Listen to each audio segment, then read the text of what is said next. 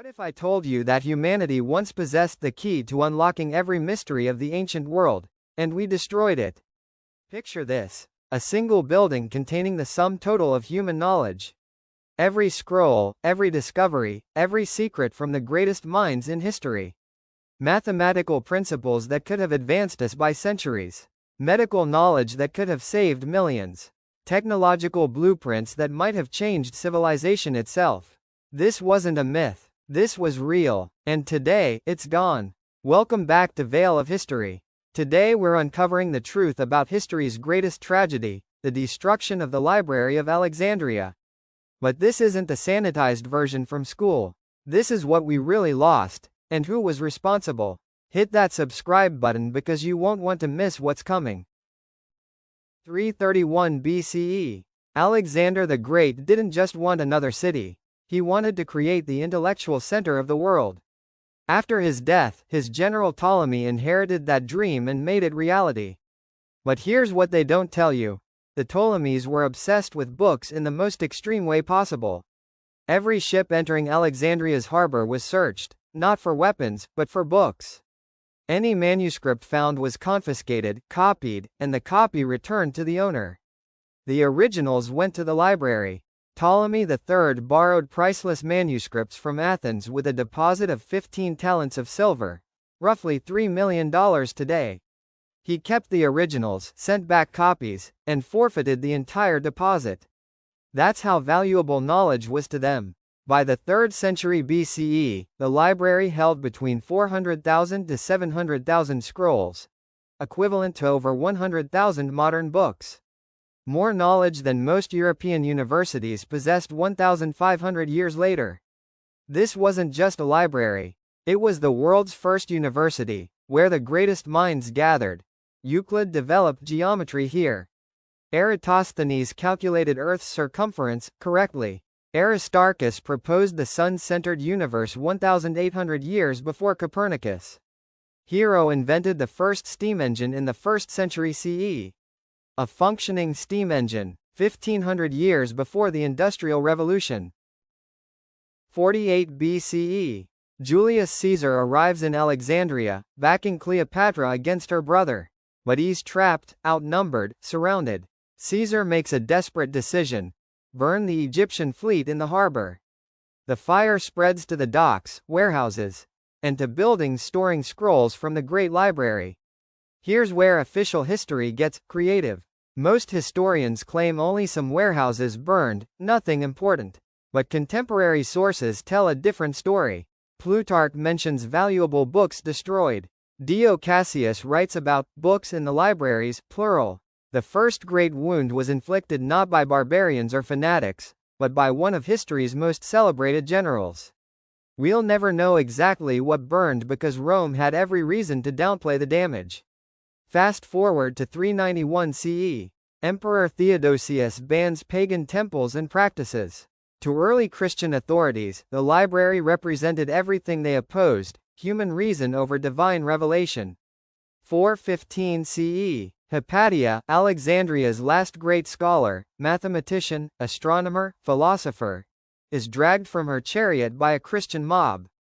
They strip her, scrape her flesh with pottery, dismember her, and burn the remains. With Hypatia died Alexandria's golden age. Scholars fled, funding stopped, the collection decayed from neglect. 641 CE. Alexandria falls to Arab forces. The traditional story claims the caliph ordered, if these books agree with the Quran, they're unnecessary. If they disagree, they're heretical. Either way, destroy them. But this account appears 300 years later from a Christian chronicler with reason to demonize Muslims. Modern scholarship reveals a more tragic truth. The Arabs didn't destroy the library because there was nothing left to destroy. By 641 CE, centuries of decline, budget cuts, religious persecution, and neglect had already strangled humanity's greatest repository of knowledge. The Library of Alexandria didn't die in a blaze of glory. It died slowly, bureaucratically, forgotten by a society that lost the will to preserve what made it great. So what did we lose? The Greeks knew Earth was round, had steam power, advanced metallurgy. Galen's medical texts wouldn't be surpassed until the Renaissance. Heroes' machines wouldn't be reinvented until the Industrial Revolution. The great dramatists wrote 80 to 120 plays each. How many survive? 7 from Aeschylus, 7 from Sophocles, 18 from Euripides. We lost the equivalent of Shakespeare's entire works, multiple times over. The European Dark Ages weren't just caused by Rome's fall, they were caused by knowledge loss. For nearly 1,000 years, Europe forgot concrete, advanced mathematics, scientific method. When Islamic scholars reintroduced Greek texts in the 12th century, it triggered the Renaissance. Imagine if we'd never lost that knowledge. Imagine if the scientific revolution began in 400 CE instead of 1600 CE. If we'd kept Hero's steam engines, Aristarchus's astronomy, all of ancient medicine. Where would we be today? Cancer cured by year 1000? The stars reached by the Renaissance? Human suffering ended centuries ago? We'll never know, because the books are gone. But here's the twist. Pieces might still exist. In 1906, archaeologists found fragments of lost plays and poems at Oxyrhynchus. Experts estimate less than 5% have been fully translated. Using advanced imaging, researchers read papyri that appear black to human eyes. In 2005, they recovered a lost Sophocles comedy from charred remains in Herculaneum. The Vatican holds 35,000 catalogued volumes, with thousands more uncatalogued manuscripts from Alexandria's era. Medieval monasteries preserved classical works. What if lost texts sit in private collections, forgotten or misidentified? Much of ancient Alexandria lies beneath the modern city. Ground-penetrating radar reveals unexplored chambers from the Ptolemaic period.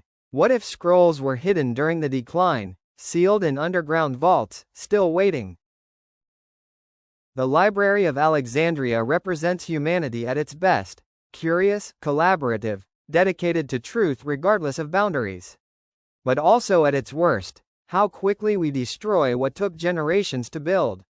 Today, more information is available than ever before. A child with a smartphone has access to more knowledge than Alexandria's greatest scholars could imagine.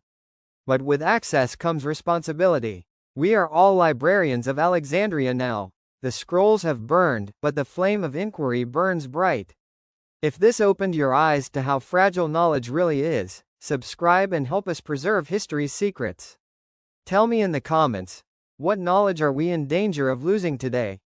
The Library of Alexandria is gone, but its spirit lives on in everyone who chooses curiosity over ignorance, who questions instead of accepts, who preserves instead of destroys. As long as we do that, Alexandria will never truly die. Thanks for joining me. Until next time, keep questioning everything.